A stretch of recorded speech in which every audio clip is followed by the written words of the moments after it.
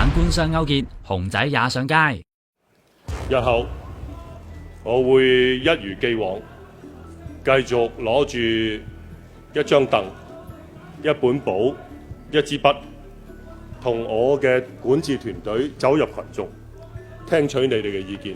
說好的凳仔呢？前日有團體擺定凳仔，佢都冇出嚟坐低傾。當選幾日就唔見咗人啦。上年年頭，發展商新世界喺美孚新村對出起屏風樓，當時好多居民都好不滿㗎，到而家都仲未有解決方案。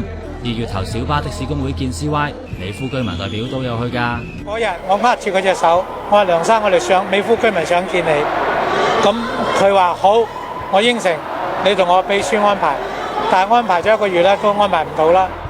大家唔好忘記 CY 選特首，新世界主席鄭家純即場轉態撐佢啊！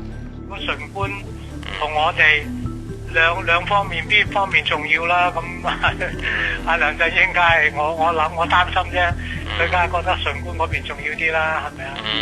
我哋美孚居民算係咩啫？佢決定星期日上街反對官商勾結。而同純官有合作關係嘅新世界移動執董魯連成，前年向大浪西灣起私人後花園，爭民望嘅 CY 上年年頭都有出嚟講，仲成立咗個香港鄉郊基金，話要保護自然生態咁話。但係基金成立1年就乜都冇做過。只要你哋肯講，我就肯聽。我梁振英希望做一個親民嘅特首。選舉前就夠晒親民，選舉後就唔見咗人。CY 前年都應承過菜園村村民幫佢哋傾路權，結果菜園村拆晒，村民都搬走埋。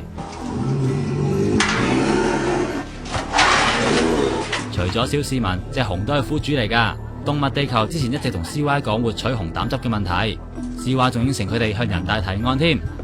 不過當選之後又唔見咗咯。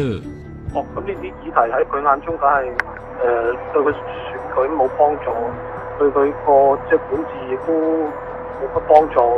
咁佢都唔理，我哋都預咗㗎啦。佢哋星期日下晝1點半會搞還黑熊自由嘅遊行。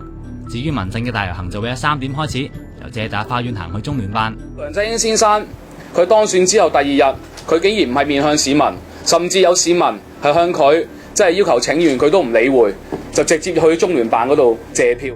預計會有過萬人參加㗎，佢哋仲會鋪狼皮喺中聯辦門口俾市民踐踏，向扭曲民意嘅強權制度說不。